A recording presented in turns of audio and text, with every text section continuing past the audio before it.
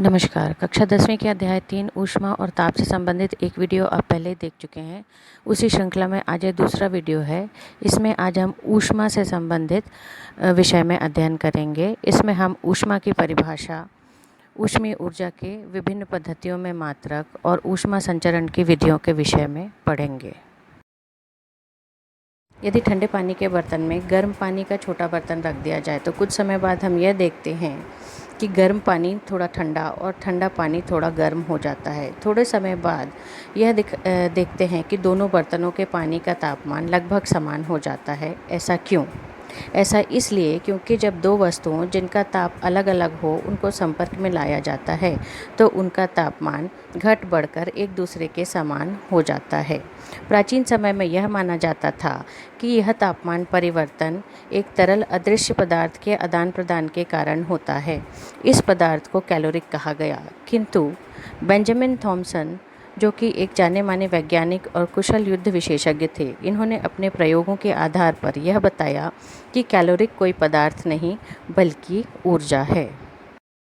हम यह जानते हैं कि ऊष्मा कोई पदार्थ नहीं बल्कि ऊर्जा है, जिस कारण वस्तु के तापमान में बदलाव होता है। इस प्रकार ऊर्जा का वह प्रकार जिसके कारण हमें वस्तु की गर्माहट का आभास होता है ऊष्मीय ऊर्जा कहलाती है। ऊष्मीय ऊर्जा का प्रवाह सदैव उच्च ताप से निम्न ताप की ओर होता है। किसी वस्तु की ऊष्मा बढ़ाने पर उसका तापमान बढ़ जाता है, जबकि वस्तु से ऊष्मा निकलने पर उसका तापमान कम हो जाता है। अर्थात किसी वस्तु को ऊष्मा देने पर उस वस्तु का तापमान बढ़ जाता है, जबकि वस्तु से ऊष्मा लेने पर उसका तापमान कम हो जाता है। ऊष्मीय ऊर्जा के मात्रक सीजीएस पद्धति में ऊष्मा का मात्रक कैलोरी है। इसे सीएल से प्रदर्शित करते हैं। 1 कैलोरी ऊष्मा की वह मात्रा है जो 1 ग्राम जल के तापमान को 14.5 डिग्री सेल्सियस से 15.5 डिग्री सेल्सियस तक बढ़ाने के लिए आवश्यक है। कैलोरी का एक के स्थान पर किलो कैलोरी का भी उपयोग ऊष्मीय ऊर्जा के मात्रक के रूप में किया जाता है। 1 किलो कैलोरी बराबर 1000 कैलोरी होता है।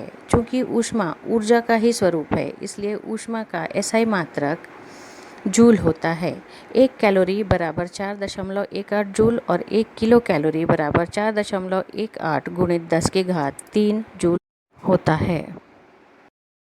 ऊष्मा का प्रवाह हमेशा उच्च ताप वाली वस्तु से निम्न ताप वाली वस्तु की ओर होता है। तापांतर के कारण ही ऊष्मा का एक स्थान से दूसरे स्थान में स्थानांतरण ऊष्मा का संचरण कहलाता है। ऊष्मा के संचरण की 3 विधियां होती हैं: चालन, संवहन और विकिरण।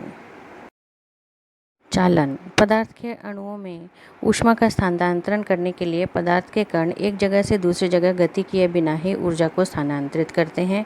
ऊर्जा संचरण की यह विधि चालन कहलाती है। चालन के द्वारा ठोस, द्रव तथा गैस तीनों ही प्रकार के पदार्थों में ऊष्मा का संचरण हो सकता है।